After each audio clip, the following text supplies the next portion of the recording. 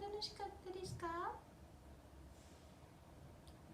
ロビちゃん、今日雨だったからつまなかった？つまんなかったのか。そっか、残念だったね。明日晴れるといいね。晴れなくていいの？何、曇り好きなの？どっち？晴れが好きな人、曇りが好きな人、雨が好きな人。雨なの？